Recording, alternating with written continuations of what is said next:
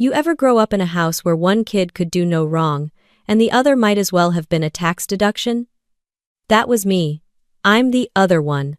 My sister Brittany was the star from day one. Cheer squad, homecoming queen, viral dance videos. By age 16 she could trip over a coffee table, and my mom would still clap like she cured cancer. Meanwhile, I got straight A's, played varsity soccer, and got into the Naval Academy, and all I heard was, "Don't forget to congratulate your sister on hitting 10K followers." By 20, Brittany had launched her influencer brand, landed a skincare sponsorship, and became the center of our family group chat. I, on the other hand, was learning how to handle encrypted communications, defend classified networks, and sleep 4 hours a night in a barracks while getting barked at by people who hadn't seen their kids in months. She called it cosplaying a soldier.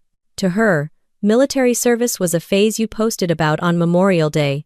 She never said it out loud, but the eye rolls were loud enough. And Mom? Oh, she'd say things like, "I'm just glad one of my girls gets to be around people and have fun." Yeah, thanks Mom.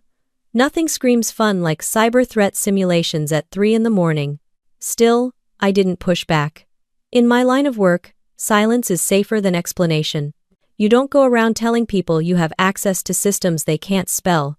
You just show up, do the job, and let the politicians argue on cable news. So I stayed quiet. For years. Even when Brittany joked at Christmas dinner that I probably worked in tech support and just didn't want to admit I got fired from Apple. Even when she posted a funny video online, mimicking me fake talking into a headset like I was pretending to be on a mission. Even when my own mother liked it. You'd think that would get under my skin. It didn't. What got to me was the fact that none of them ever asked. Not once. Not, "What do you really do, Ava?" Not, "How are you handling the pressure, people A?" Not even, "Are you safe?" I didn't want a parade, I just wanted basic human decency. But instead, I got silence until Brittany's engagement announcement popped into the family group text like a grenade. "We're celebrating next month at Mom's. Everyone better be there. No invite, no question. No, can you make it?" Just a demand and a glittery Canva graphic.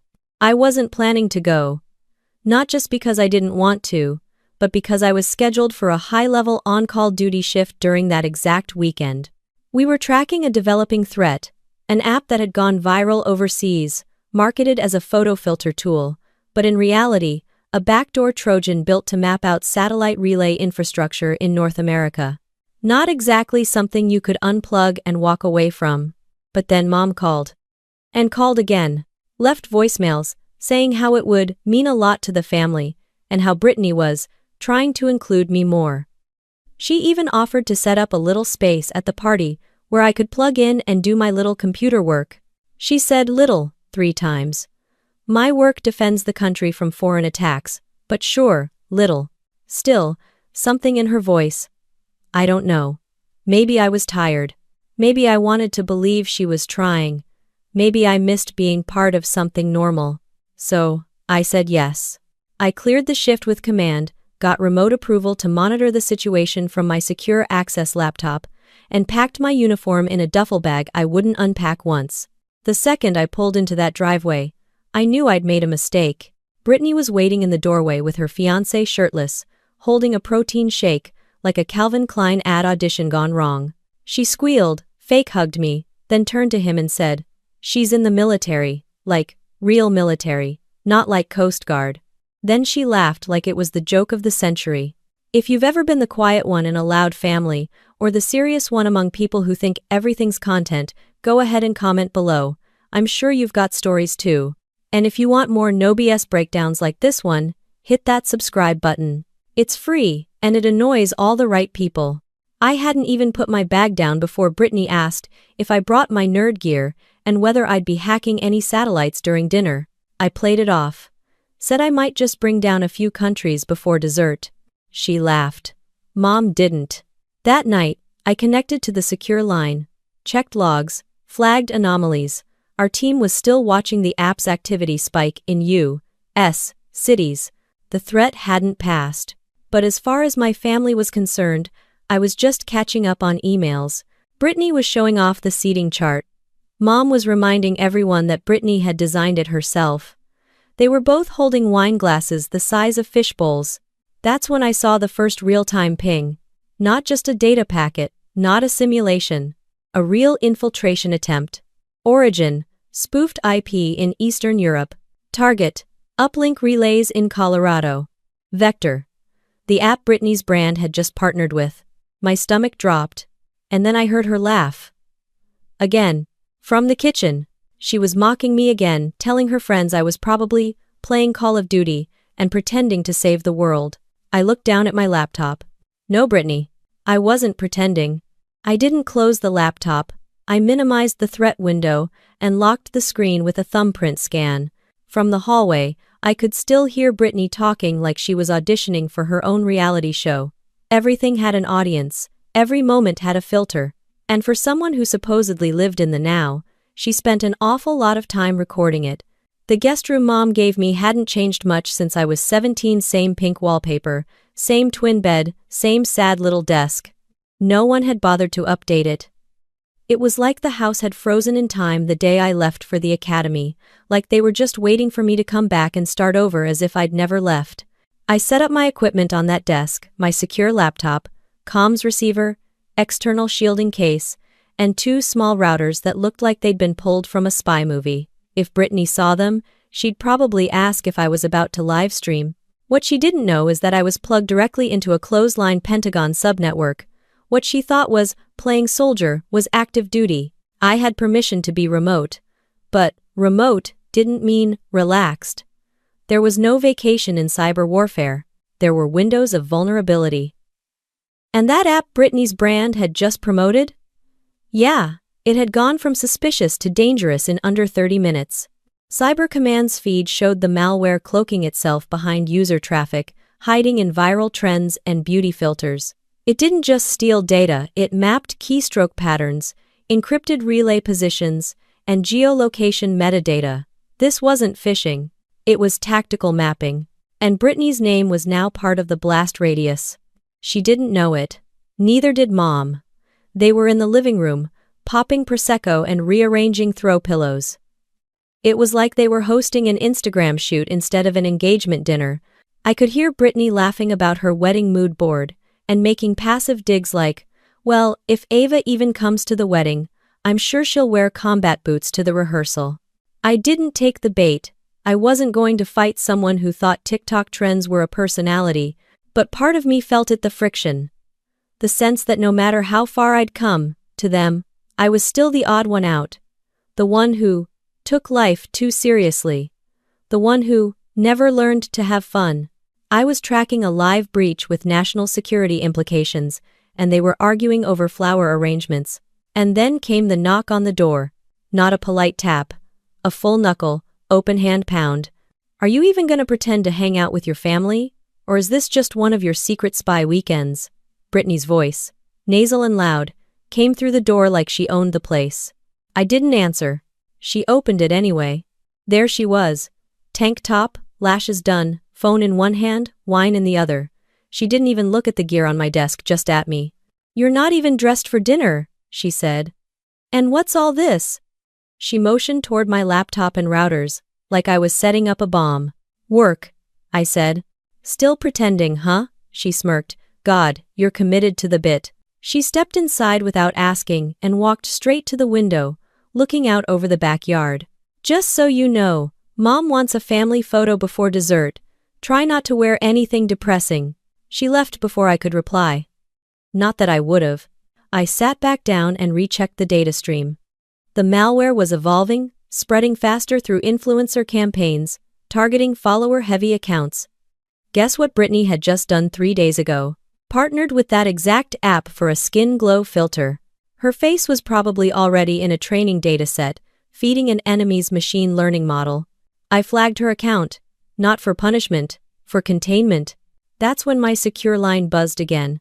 No ringtone, no vibration. Just a low chime, a sound that never meant good news. I authenticated with retinal scan and voice ID.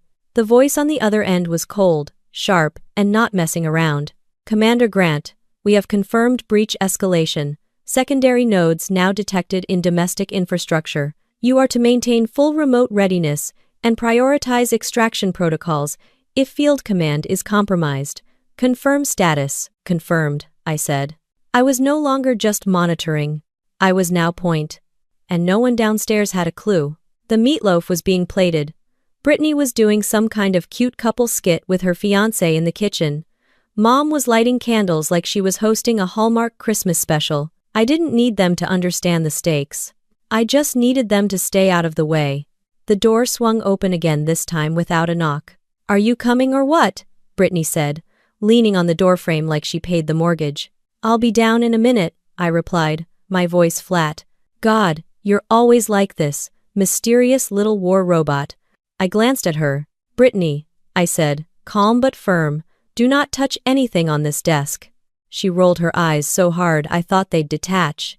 Yeah, classified world-saving files. Got it." And then she walked off, humming some Taylor Swift song like the world was her private soundtrack. I locked my laptop, hid the gear under the desk, and stood up. This wasn't about dinner anymore. The hallway smelled like cheap candles and too much hairspray. Brittany had turned the house into a Pinterest board. Gold balloons that spelled out "bride-to-be," custom napkins with her wedding hashtag, and some guy in a bow tie who said he was her content manager. I wasn't sure if he was on payroll or just hoping to marry into the family. The guests were already here. A weird mix of fitness influencers, realtors, and Brittany's old sorority friends who all looked like they'd fallen out of the same Instagram filter. They talked in hashtags. They carried ring lights. One of them asked me if I was the girl who did crypto or whatever. "No," I said. She blinked, then moved on like I didn't exist. The dining room table was a full spread. Brittany stood at the head, already in full performance mode, laughing loud, snapping selfies, and making sure no one forgot whose party it was. Then Mom waved me over like I was a +1 she forgot to include. "There's a seat for you by the end," she whispered. By the end. Of course. Brittany's fiancé, Logan's shirt still too tight for his arms, teeth too white to be real, raised a glass. "Just want to say thanks to everyone who came to celebrate us," he said. "Especially Brittany's family for letting me survive meeting them." Everyone laughed, except me. Brittany jumped in. "And my sister Ava, who's finally decided to grace us with her presence. I know she's super busy pretending to work for the Navy or something, but hey, family comes first, right?" A few chuckles scattered around the table. I stared straight ahead. "She's very top secret," Brittany added, with mock seriousness. "We're not even sure if she's allowed to use a microwave without clearance." More laughter. I looked down at my plate. I hadn't even touched my food. My phone buzzed silently in my pocket, 3 short pulses. A pre-programmed alert. I resisted the urge to check. Not yet. Brittany wasn't done. "No, seriously," she said, flipping her hair over one shoulder. "She's like, Homeland Security, or maybe she just Googles a lot. We're still not totally sure." Then she looked right at me. "You ever going to tell us what you actually do, or are you just keeping it vague for the aesthetic?" Everyone turned to me. I wiped my hands on my napkin. "You don't really want to know," I said. She laughed again, fake and high-pitched. "Oh my God, that's such a military thing to say." Someone muttered, "She's probably just a code monkey." I pushed my chair back, not enough to stand, just to breathe. Then I heard it. From the living room. Brittany's voice. But not live. From a speaker. She had pulled up a video. It was me, from last Christmas. Standing outside on the porch, taking a secure call. Brittany had filmed it from inside, without me knowing. She dubbed over it with her own voice. "Yes, this is Captain Boring, requesting backup. I need emotional support, and a better skincare routine." The guests roared. She had waited an entire year to play this. I looked at Mom. She said nothing, just sipped her wine. I stood up. "Bathroom," I said quietly. I stepped away before the silence got too loud. In the hallway, I checked my phone. The alert was valid. Secondary servers compromised. The app's payload was live. Systems were rerouting firewall access to avoid exposure. This was no longer just potential risk. This was real infiltration.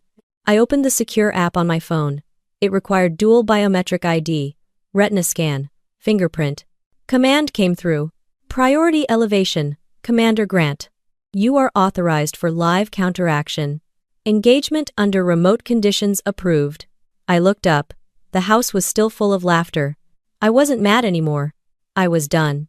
Back at the table, Brittany had moved on to another joke. Something about people who act serious, but haven't done anything worth remembering. I slipped back into the room, silent, unnoticed. Then Brittany turned to me again. You're awfully quiet, she said. What, did we hurt your secret feelings? She smirked. I looked right at her. Actually, I was just authorizing a defensive protocol to prevent an enemy cyber attack on U.S. communications infrastructure, I said, calm. But sure, let's talk about my feelings. The room froze. Someone choked on their drink. Brittany's smirk cracked, just slightly. Relax, she said, trying to laugh it off. You're not that important. I didn't reply. I didn't need to. The system I just engaged? It prevented half the eastern seaboard from going dark. But sure, I wasn't important. I folded my napkin, set it down next to my untouched plate, and stood up again. No one stopped me this time. I didn't go to the bathroom. I went outside. Out the side door, past the trash bins, around the back fence where the noise from the dining room couldn't reach. The cold hit different when your blood pressure was already up. I leaned against the edge of the shed, opened my secure comms app, and ran a quick diagnostic on the defensive protocol I'd pushed through less than 10 minutes ago. Solid block, enemy nodes rerouted. Satellite relays holding stable. Good, for now. From the other side of the house, I could still hear Brittany's laugh. The kind of sharp, fake laugh people use when they know the spotlight's fading and they need to snatch it back. I stayed out there longer than I needed to. Not because I couldn't take it. I could. I just didn't want to go back in and pretend it hadn't happened. The jokes, the video, the fact that she filmed me without my knowledge and turned it into a punchline. It wasn't just disrespect. It was exposure. And for someone in my position, that wasn't just annoying. It was dangerous. My line buzzed again, not a call, just a secure pulse heartbeat ping from Cyber Command. It meant my presence was still active, still recognized, still locked into the defense perimeter. It also meant the situation wasn't getting better. I walked back inside through the side kitchen door. No one noticed. Brittany was now telling some drawn-out story about how hard wedding planning was. Logan stood behind her, rubbing her shoulders like she'd just returned from combat. Mom was lighting a third candle, even though the other two were melting down onto the tablecloth. I took my seat again. The one at the end. No one looked up. Brittany glanced at me from across the table. Hey, Ava, do Navy people actually go into battle, or are you more like, behind a desk? I met her eyes. It depends, I said. Sometimes the battle is the desk. She laughed, like I'd proven her point. The rest of the table tried to pretend they weren't listening. Then came the turkey. Mom brought it out like it was the climax of the night. Big dramatic entry, perfect golden skin, whole production. Brittany picked up the carving knife like she was about to operate, then handed it to Logan. I don't cut things, she said with a wink. I just make them look good. He flexed his forearms like a guy who thought masculinity lived in the gym. Logan carved. Brittany narrated. Everyone clapped. And I sat there wondering how this was the same table I'd grown up at, the same spot where I used to do homework while Mom watched Jeopardy, the same spot where I told her I got into Annapolis, and she said, "That's nice, but your sister's recital is that same week." The turkey made it around. People served themselves. I didn't eat. I glanced at my phone again. Another alert disguised as a weather update. They were coming faster now. The malware had gone adaptive. It was learning faster than projected. But of course, none of that mattered at this table.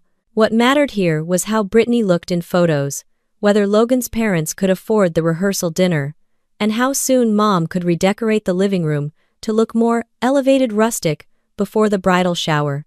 I took a slow breath. Then I heard my name again. Ava, Mom said suddenly. Why don't you tell everyone what it is you actually do? You've never really shared, and I think we'd all love to hear. I looked at her. It wasn't curiosity in her eyes. It was the same expression she always wore when trying to smooth things over, when pretending like family drama could be edited out of the scene if she just forced enough smiles. Brittany leaned forward, elbows on the table, hands under her chin. "Yeah," she said. "Let's hear it, soldier girl." I locked eyes with her. "I work in cyber operations," I said, plain. "Real-time threat management, infrastructure defense, high-level intel traffic coordination." Blank stares. "So, it?" Brittany asked. "No," I replied. "National security." More silence. "You mean like, with passwords?" Someone mumbled. Logan jumped in. "You ever hack stuff? For real?" I didn't answer. There was no point. Brittany laughed again. "Well, whatever it is, I'm sure it's super classified," she said. "Just like your personality." Even Mom chuckled at that one. I looked down at my untouched plate again. Then, up at the lights. Two flickered. Not enough for concern, but enough to notice. Electrical irregularity. Just enough to suggest a signal disruption. I reached for my phone again, checked my backup secure channel. More data spiking. Someone was pushing back against the firewall. Not a test, a probe. They were getting smarter. I turned my screen off and slipped the phone into my pocket. "Sorry," I said, pushing my chair back again. "I need to take a call." "Of course you do," Brittany muttered. "Always on some secret mission." I didn't respond. Just stood, walked to the patio door, and stepped outside. And then the secure phone rang. Not buzzed. Not pinged. Rang. That wasn't just Cyber Command. That was higher. I picked up without hesitation. "This is Grant. Authentication Bravo Kilo 9er. Go ahead." And the voice on the other end? It wasn't from the base. It wasn't even from the Pentagon. It was from the White House. My hand didn't shake. My voice didn't crack. There's something that happens when that level of command reaches out directly. You stop being the person you were 5 minutes ago. You stop being the daughter who's too quiet or the sister who never fits in. You become the asset. And assets don't flinch. The voice on the other end was clipped and direct. It didn't waste breath on courtesy. "Commander Grant, this is a direct channel from the National Security Council. You are instructed to initiate emergency tracking on Vector Sierra Echo 7. Confirm immediate status." "Confirmed," I said. "Authorization in progress." The air was sharp and still. I could hear laughter through the patio door, still faintly echoing from the dining room. I could picture them, Brittany probably doing some story post, Mom adjusting the lighting to make the pie look more holiday perfect. Inside, decorative chaos. Outside, real operational protocol. I moved quickly, one hand still holding the line, the other unlocking the secondary panel on my secure phone. Thumbprint, retina. Connection established. The threat signal was spreading across 3 new cities. The malware was jumping nodes, using influencer devices as live relays. I issued the first part of the countermeasure. Not a shutdown, a trace and suppress. It would buy us 20 minutes, maybe less, before another vector evolved. Then I heard the door slide open behind me. Brittany stepped out, holding her wine glass like it was a trophy. "Oh my God, are you seriously taking a call right now? During dinner?" I kept my back to her. "Secure line," I said quietly. She scoffed. "You're not in a movie, Ava. You're standing on Mom's patio." "Back inside, Brittany, now." "Wow. Did you just try to give me an order?" I turned, finally meeting her eyes. "Yes." She laughed. Loud. Like a dare. "You think just because you walk around with a little computer and talk like a robot, that makes you important?" "I have ATs freed." She took a sip of wine, still watching me. "You've always been so dramatic. You don't do anything real. You're just hiding in some made-up job because you don't know how to function around actual people." I said nothing. She stepped closer. "Tell me this, Commander," she said, mocking. "If what you're doing is so damn important, why are you the only one who thinks so? Why is it that no one respects what you do? Not, Mom, not anyone." I looked at her, and for the first time in years, I didn't feel the weight of trying to prove anything. I didn't feel small. I didn't feel defensive. I just felt clear. "You know what?" she said, stepping even closer, voice louder now. I bet if I picked up that magic phone, there wouldn't be anyone on the other end. You're not saving the world, you're playing pretend. And before I could stop her, she reached out and grabbed the phone from my hand. She yanked it like she was pulling a toy away from a child. The motion was fast, aggressive, and careless. The screen was still active, still showing live data. The call hadn't ended, and she raised the phone to her ear. "Hello?" she said, all attitude and sarcasm.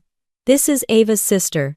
She's a little busy lying to her whole family, so I thought I'd—" Then she stopped. Completely. No punchline, no comeback. Her mouth froze open, but no words came out, because the voice on the other end, the one I'd been speaking to, was still there. Still live.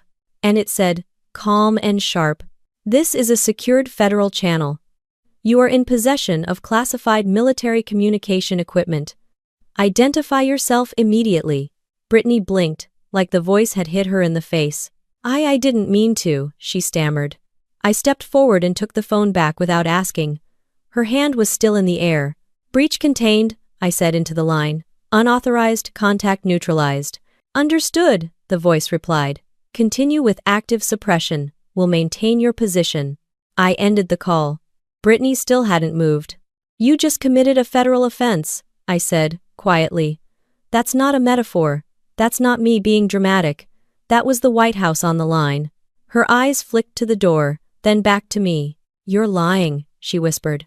"No," I said. "Not this time." She dropped her wine glass. "Didn't mean to, just lost control." It hit the patio tiles and exploded into pieces. Inside, someone shouted, "Everything okay out there?"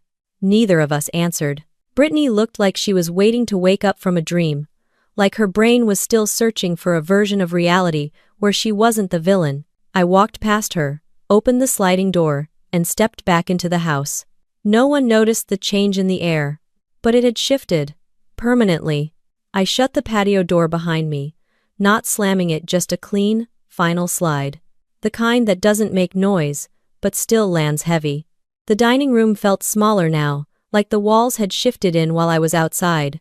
Same laughter, same music playing low through a Bluetooth speaker, but the temperature had changed, at least for me. I moved through the room calmly, not making eye contact. I picked up my plate, still untouched, and carried it to the kitchen. Mom was in there arranging cupcakes on a tiered stand like it was her job. She didn't even look up, just said, "Everything okay out there?" "Yes," I replied. "Handled." She hummed, like she was trying to keep things light. I'm sure Brittany didn't mean whatever she said. She just doesn't understand what it is you do. "She understands now," I said. The fridge door closed louder than it needed to. Mom turned finally. Her eyes scanned my face the way she always did when she sensed tension but didn't want to deal with the cause. She gave me that smile she used when guests were over, soft, controlled, fake. "You know, this was supposed to be a fun night." I rinsed my plate and set it in the dishwasher. "I know. Just try not to escalate things," she added. "She's under a lot of pressure with the wedding." I looked at her. "I'm under pressure too," I said. She blinked like the idea had never occurred to her. Then Brittany came in. Not stomping, not crying, just pale, quiet, unusual for her. She stood in the doorway, hands empty now. No wine glass, no phone. Just standing there like her feet didn't know whether to go forward or back. Mom turned. "Oh, good, there you are. You too should." She took a secured call, I interrupted, from a direct federal line, without clearance. Mom froze. "What?" Brittany opened her mouth, but nothing came out. I looked at her. "Do you want to tell her who was on the other end?" Brittany's face went red, then white again. I didn't know." Mom looked between us like we were speaking another language. I didn't explain. I wasn't going to explain. If they hadn't cared to understand what I did for the last decade, I wasn't going to waste my breath now. Brittany started to speak, but her voice cracked. "It didn't seem real. You were always just quiet about it. And you thought that meant it didn't matter?" She didn't answer. Logan walked in then, holding his phone. "Hey babe, everything cool? Your mom said something about..." He stopped when he saw me. Then Brittany. Then the look on both our faces. "Whoa," he said, trying to laugh. "We good?" No one responded. He gave Brittany a weird look. "Are you crying?" "I'm not," she said quickly. "I just need a second." She brushed past him and disappeared down the hallway. Mom chased after her. Logan stood awkwardly in the kitchen, shifting his weight. "So, did I miss something?" I didn't bother answering. He waited a beat, then left too. The room went still. No one else had seen it happen, just us three. And that's all it took. I checked my secure phone. The trace was holding, secondary vectors still active but stalled. I had a 15-minute window before the next protocol needed engagement. I walked back into the dining room. Guests were chatting again, oblivious. Someone had started a game involving celebrity couples. Brittany's content manager was now running things, instructing people to hold up cards, and guess who was more relationship goals. I sat down quietly, picked up a glass of water, took a sip. No one paid me much attention anymore. The tension was there in undercurrent, but not in the open, just the way I liked it. From across the table, Grandpa Arthur looked at me. I hadn't even noticed him arrive. He was seated in the same armchair he always claimed during holidays, nursing a glass of iced tea, wearing his old beige cardigan, and that expression that always said more than he ever spoke. He didn't ask anything. He just looked at me for a long second, then nodded. Not big, not dramatic, just once. It was the kind of nod that carries weight if you've ever had to give one back in uniform. I gave him one back, almost instinctively. The moment was small, quiet, real. And then, the lights flickered again. Not just one bulb this time. The whole chandelier over the table. The Bluetooth speaker skipped. Music cut out. A few guests laughed. Storm rolling in? But there were no storms in the forecast. My phone pulsed again. A different pattern. High severity trace request. Live escalation approved. Initiate fallback protocol 3C if needed. That wasn't advisory. That was a warning. I reached into my jacket pocket and slid my laptop bag closer. Just in case. Someone across the table made a toast. Glasses clinked. And I sat there, eyes forward, listening. Not to the guests, but to the data feeding into my ear. I didn't move when the chandelier flickered again. This time, the glitch wasn't a power surge. It was rhythmic, 2 short pulses, 1 long. And to anyone else, it looked like bad wiring. But to me, it was a coded signal. The secure phone lit up in my pocket. A single alert on a black screen. Shadow protocol activated. Secure perimeter status compromised. Tertiary response en route. Maintain position. They were sending people, not requests, not analysts. People. Boots on ground type people. I stayed seated.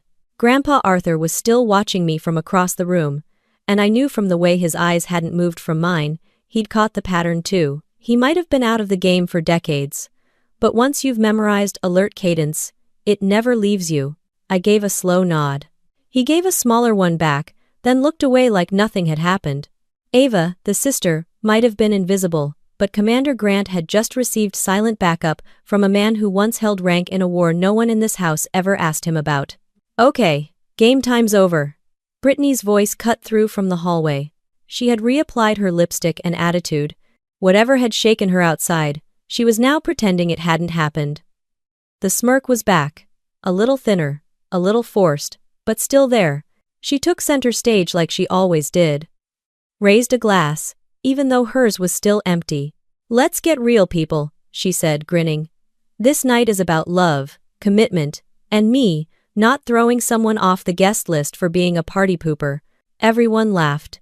She looked at me. "And yes," she added, "we've all had a little wine, but that's no excuse for pretending we're in a spy thriller, right, Ava?" Scattered chuckles again. I didn't answer. She didn't care. She didn't need a response. The whole room was her camera. Until it wasn't. Because that's when the knock came. Not a polite tap. A knock with weight. Authority. A pattern of 3, pause 2. Grandpa Arthur sat forward. The guests fell quiet. Another knock. Louder this time. Mom looked up from the kitchen, confused. "Is someone expecting a delivery?" "No," I said. I stood up. So did Grandpa. Brittany rolled her eyes. Probably the neighbors. Or Jehovah's Witnesses. Ava, maybe go flash your Navy badge at them. She laughed. Then the door opened. But not by us. By them. 2 agents entered without waiting for permission. Suits, no ties. 1 male, 1 female. No weapons visible, but every muscle in their posture said they didn't need any. A third followed behind, holding up a badge federal issue, shining under the entryway light. Commander Grant? The lead agent said, scanning the room. Yes, I said, stepping forward. Brittany froze. Mom's hand went to her mouth. What's going on? Logan asked, voice cracking slightly. The agent turned toward me. We need your presence confirmed for visual chain verification. We'll be executing a live debrief in a secure location. Your current position has been compromised. Understood, I said. Fallback protocol in play? Already active. Package is inbound. That meant extraction. I was being pulled. Now. Whoa, hold on, Brittany said, stepping forward, arms out. What is this? Some kind of joke? The second agent looked at her briefly, then turned back to me. Is she a known contact? No, I said. She's a civilian with no clearance. Understood. One of the guests tried to take out a phone. The female agent pointed at him without looking. No photos. He put it away fast. The energy in the room had shifted again, this time beyond repair. I picked up my laptop bag, slid it over my shoulder. The gear inside was already running a self-scramble, destroying residual logs and redirecting traces. Mom finally found her voice. Ava, what is happening? I looked at her, not cold, not angry, just done. I told you I had to take a call, I said. That was real? She whispered. Yes. You could have said something. No, I said. I couldn't. Brittany was staring at the agents now, like she was watching a broadcast from another planet. You're actually military, she muttered. Like, really? I didn't answer. She wasn't owed one. Outside, black vehicles lined the curb. Not sirens, not drama, just presence. Enough to shut down an entire block if needed. The lead agent turned to me. We have 10 minutes before extraction. Debrief in transit. Copy, I said. Then I turned back toward the table, toward the room of people who had spent the entire night laughing at a version of me that didn't exist. And I said nothing, because they weren't owed a speech either. Grandpa stood up. He didn't smile. He didn't clap. He just raised a hand slowly, in a crisp salute. And this time, I returned it fully. Straight spine, locked wrist. His eyes crinkled in the corners. I nodded once and walked out. The back of the SUV was quiet, except for the low hum of encrypted comms cycling through the dash. The agent beside me, female, maybe mid-30s, hair in a tight braid, didn't speak unless absolutely necessary. That made 2 of us. We passed block after block of warm-lit houses, lawns still decorated with fake snowmen and string lights. America pretending everything was fine. 10 minutes ago, I was seated at a table pretending with them. Now I was being escorted to an off-site debrief because a viral malware attack had piggybacked on Bluetooth holiday playlists and fitness trackers. The irony wasn't lost on me. Commander, the agent finally said, we'll be arriving at the safe point in 3 minutes. Confirming extraction logs, your visual ID has been cleared at all 4 satellite verification nodes. Your previous residence has been geo-flagged for observation until full sweep is complete. Copy, I replied. Any known data leaks tied to proximity? Just the one. Of course. Civilian interference? I asked. Her device initiated an auto-sync with your compromised comms window. Her cloud storage began an unsanctioned cache dump mid-transmission. I didn't even have to ask who. Brittany, I said under my breath. The agent nodded once. My sister had uploaded partial metadata from a live defense operation while trying to live stream the family dinner. Probably thought she was making a TikTok. And now, her wedding was about to become a footnote in a national security report. Is she being charged? I asked. Not yet, the agent said. They're reviewing intent. She's under a temporary hold order until your debrief concludes. My gut tightened, not from sympathy, but from protocol. I knew what a temporary hold meant in these circumstances. Frozen accounts, travel restrictions, full surveillance. It wasn't jail, but it wasn't freedom, and she had no idea what she triggered. We pulled into an unmarked building behind a strip mall, disguised as a shuttered tax office. The kind of place no one notices even when they're inside it. The door opened before we knocked. Another agent waved us in. Concrete walls, no windows, red lighting overhead. Every detail screamed transitory command post. I was led into a room with a single table. They didn't cuff me. They didn't need to. One screen was already active, displaying an interactive map of the East Coast grid, laced with red pinpoints, each one a breach attempt. The map pulsed like a live wire. A man in a suit, late 40s, no name tag, stepped in and shut the door. "Commander Grant," he said, voice calm but tired. "Take a seat." I did. He remained standing, arms crossed. "First," he said, "your override was successful. Your trace worked. You stopped something big." I nodded. He continued, "Second, your civilian family compromised a live Tier 2 operation. One of them nearly caused a full comms blackout across 3 states. "I'm aware," I said. "I need your official statement. Then I need your recommendation, containment or prosecution." I looked up at him. "You want me to decide whether my sister gets charged with a federal crime?" "I want your military opinion," he said. "You were the compromised party. The chain of command respects your judgment. And let's be honest, Commander, we both know that girl didn't trip over a landmine. She walked straight into it with a phone in one hand and a selfie ring in the other." I didn't laugh. Neither did he. I thought about Brittany at the dinner table, so confident that her version of the world was the only one that mattered. That nothing important ever happened unless it was captured and captioned. That silence equaled insignificance. She thought the uniform was just dress up. She thought top secret was just a punchline. And she thought mocking me was harmless. I looked at the screen again. One of the red pinpoints blinked out, cleared, safe, because of me. I leaned forward, elbows on the table. "My official recommendation," I said, "is containment only, no prosecution." He raised an eyebrow. "Explain." "She's not malicious," I said. "She's just careless, and reckless, and used to thinking no one's watching. The hold order is enough. Let her live in that uncertainty for a while. That's worse than any sentence." He didn't smile, but he understood. He pressed a button on the tablet in front of him. "Containment protocol acknowledged. Civilian subject will be flagged for Category 3 behavioral surveillance." He closed the file. "Debrief complete," he said. "You're cleared to return to base." I stood, slid the chair back into place. As I walked out of the room, I passed another agent in the hall. He nodded toward the operations room. "Good call, ma'am.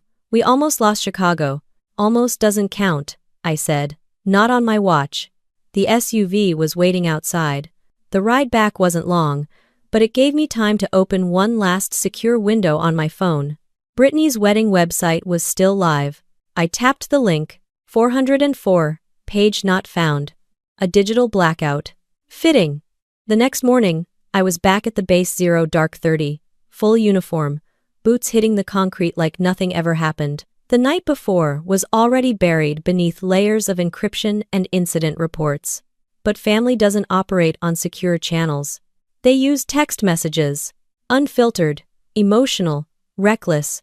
By the time I cleared my desk and refilled my coffee, I had 11 unread messages from Mom, 2 missed calls, 1 voicemail, all sent between 3 and 5 a.m.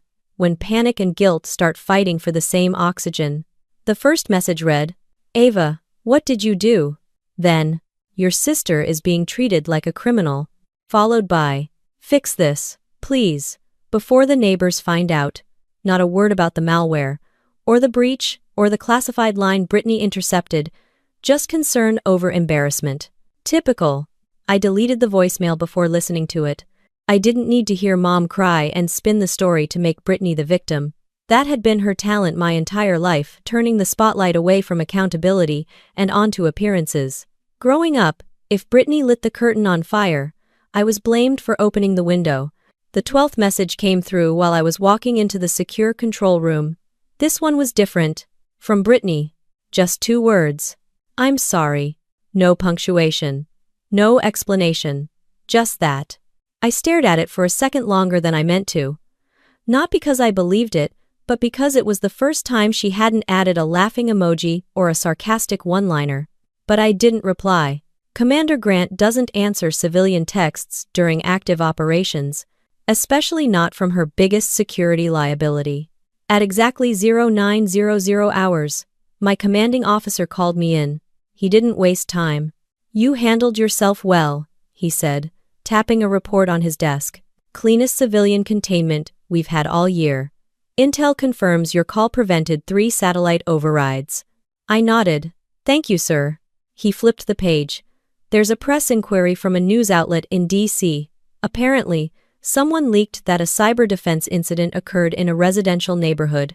I didn't flinch. "We've scrubbed all evidence. Local law enforcement was rerouted. No footage escaped the block."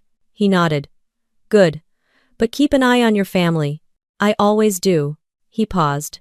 "Ava," he said, tone shifting slightly. "You did the right thing, and not just in protocol, in restraint.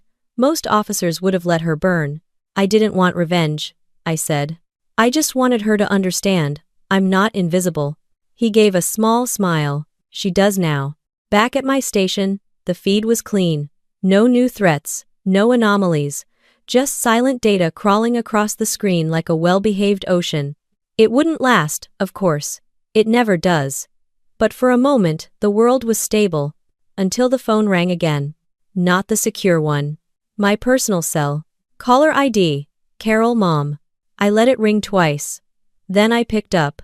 She didn't say hello. She went straight into it. "Ava, I know you think you're helping, but you're tearing this family apart." I didn't answer. She didn't mean to do anything dangerous. She didn't know. "One.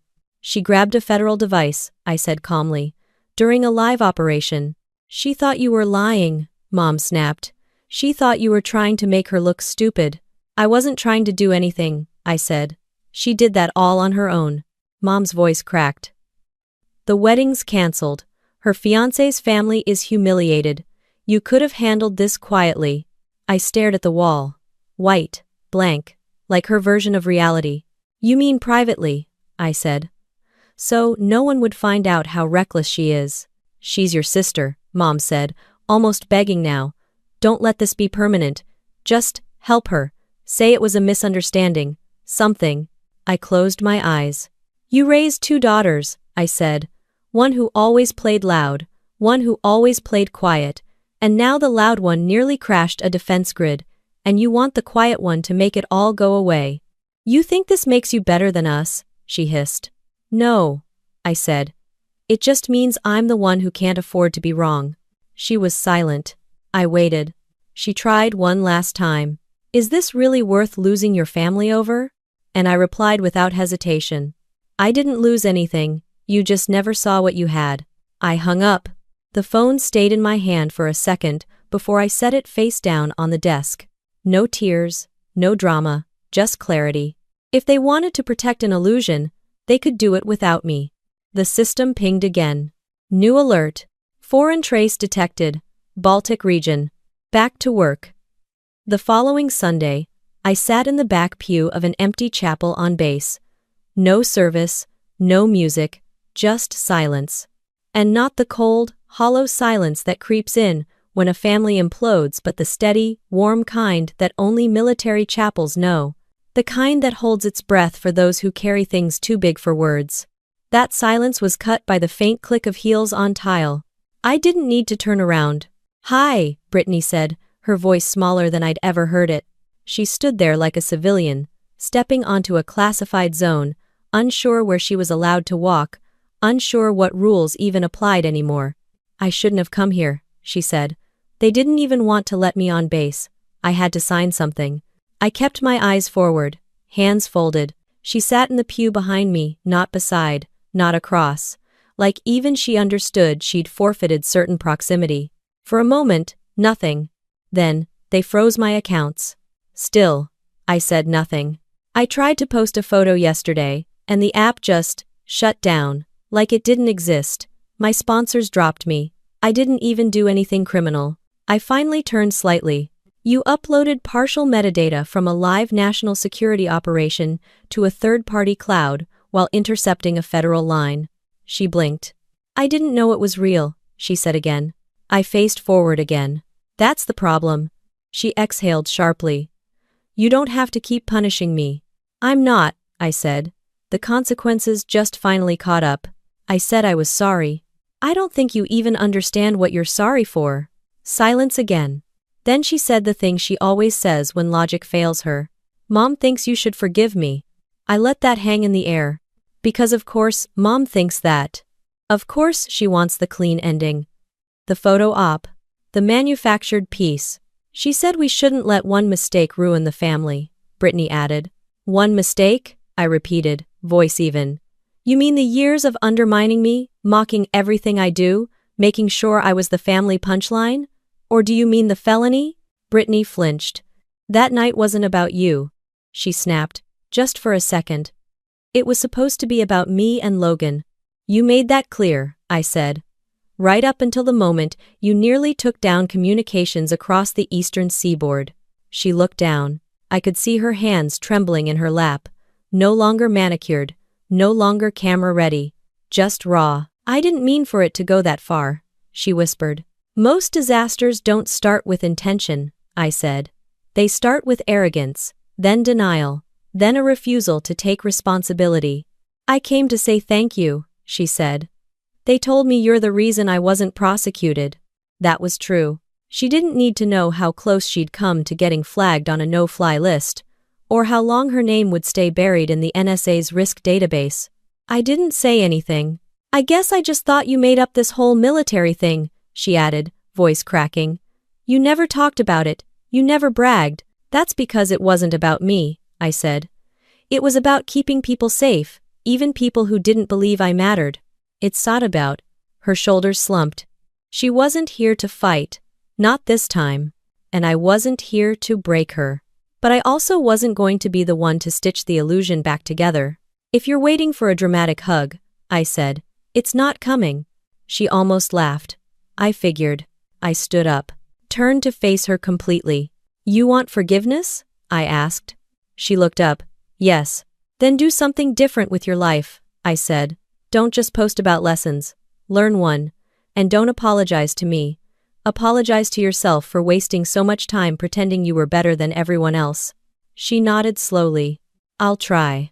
Good, I said, because next time, I won't be there to stop the fallout. She swallowed hard.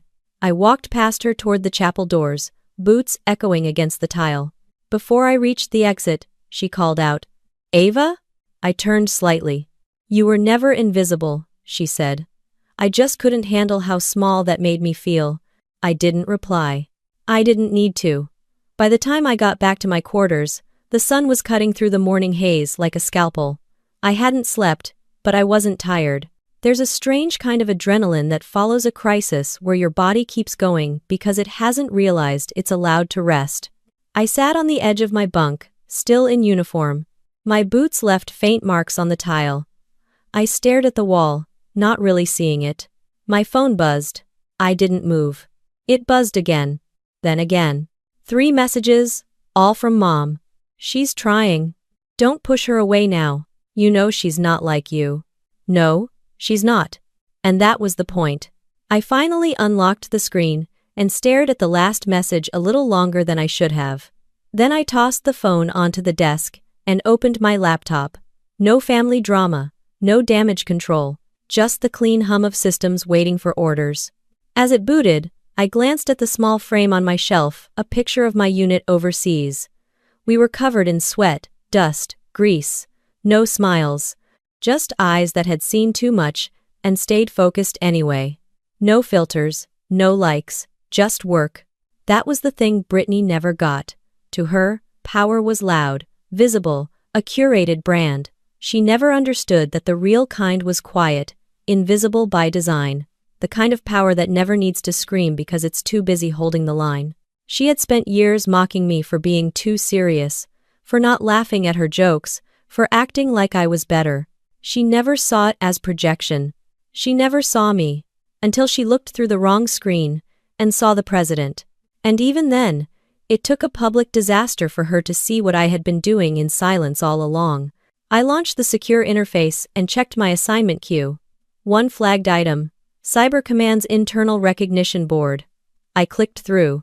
The citation was simple. Short. It read, Commander Ava Grant, commended for field-level judgment, containment execution, and integrity under public scrutiny. Civilian exposure neutralized with zero collateral. It wasn't a medal, but it would go in my file. I leaned back in the chair and let out a breath I hadn't realized I'd been holding for hours. A knock on the door snapped me out of it. Not protocol, not emergency, just human. I opened the door. It was Lieutenant Samir, my second in command. He held 2 coffees and looked like he hadn't slept either. "Morning, ma'am," he said, handing me one. I took it. "Appreciate it." "You missed a good one," he said, smirking faintly. "Someone tried to breach our West node using an AI-generated dating profile." I raised a brow. "Effective?" He shrugged. "Almost got through." I chuckled. "Just once." He stepped inside. "So, is it true?" "What? That your sister almost live-streamed DEF CON protocols to her wedding guests?" I gave him a look. He grinned. Okay, I'll shut up." He set his coffee down and slid into the chair across from me. "You okay?" he asked, softer now. I paused. "I don't know," I said honestly. "Want to talk about it?" "No." He nodded, not offended. We sat in silence for a bit. 2 officers, 1 desk, 1,000 things unsaid. Then he said, "My brother once hacked into my training sim, just to prove I wasn't that special." He almost triggered a base-wide lockdown. I looked at him. "What happened?" "I made him fix it.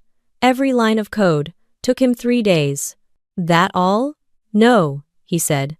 "I told my parents if they ever asked me to apologize for embarrassing him again, I'd transfer to Alaska." We both laughed, and this time it didn't feel forced. He stood to leave. "Whatever you're carrying," he said, "you don't have to carry it alone." I nodded. He left. I closed the door, sat back down, and opened Brittany's final text again. "I'm sorry." No hashtags. No tags, no followers. Maybe it was real. Or maybe it was just fear. Either way, it was more than she'd given before. She once told me I was too cold. That my job had made me robotic. But the truth is, I feel everything. I just don't leak it. Because when you're in the room where decisions are made, emotions don't get a vote, only outcomes do. And this time, the outcome was her freedom. Even if she never understood what it cost. 2 months later, I received a package that had no business arriving on a military base. No return address. Just a soft pink box wrapped in silver ribbon. The kind of thing that usually came with glitter or guilt. The guards had already screened it. No threats. No devices. No tracking bugs. Just a handwritten card on top. "Thought you might want this back, B." Inside the box was my old college sweatshirt, navy blue, cracked lettering across the front. She had borrowed it back when we still talked. Back when I still believed she respected me, even just a little. It smelled like a scented candle store, and self-pity. I folded the hoodie once, slid the card into my drawer, and threw the box away. That was her version of closure. Mine looked different. Because the following day, I stood on the platform of the Pentagon's central atrium, dressed in formal whites, 3 stars on my collar, my nameplate shining under overhead light. I wasn't speaking, I wasn't presenting, I was being introduced. The citation was brief, but heavy. For exemplary leadership, operational precision, and continued excellence in the field of national cyber defense, Commander Ava Grant is hereby elevated to Vice Admiral, United States Navy. Applause broke like thunder. Not from civilians, not from influencers, from people who knew what it took to survive in the rooms where silence saves lives. My mother wasn't there. Brittany certainly wasn't there. But my unit was. Grandpa Arthur had sent a typed note from his retirement home. It was 2 lines long. Proud doesn't begin to cover it. Salute earned. Never needed permission. After the ceremony, I returned to my office, high above D.C. The skyline reflecting off the glass, like a quiet reminder that everything below still moved, because we kept it moving. There was one final thing waiting on my desk. A letter. This one wasn't pink. No glitter. Just a white envelope. Handwritten, slanted cursive. I opened it. Dear Ava. They told me I could write. They said it wouldn't go through unless you cleared it. So if you're reading this, I guess you did. I wanted to say thank you. Not the fake kind. The real kind. I know what you did. I know how bad it could have gotten. I know I nearly broke everything. I keep thinking about that night. Not just the agents, or the sirens, or the way everyone looked at me, but the way you didn't. You never looked at me like I was stupid. You looked at me like I was dangerous. And I finally understood the difference. You didn't ruin my wedding. You saved me from making it worse. I'm not asking to be part of your life again. I don't deserve that. I just wanted you to know I see you now. Not the job, not the uniform, you. I used to laugh at your rank because I thought it made you cold. But now I know. You had to be strong because no one else around you ever was, especially me. Take care of yourself, Admiral. Brittany.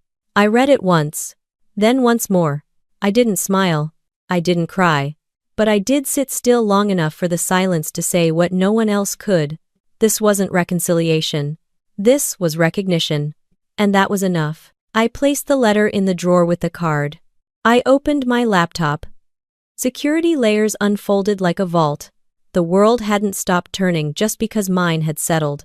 A new ping blinked on the feed. Potential threat origin, South China Sea. Preliminary analysis, spoofed communication intercept. Risk level, orange. I began typing commands, already shifting into posture. No camera crews. No applause. No sister around to interrupt. Just the same job, done right. Because in this world, redemption is personal. But service is silent. If you've ever been underestimated, disrespected, or dismissed by your own family, you're not alone. This story's for every woman serving in uniform, doing her job without applause, especially when it comes to military life, family drama, and revenge that doesn't need fireworks to leave a mark. If you felt that, subscribe now for more real, raw stories that finally say what others won't.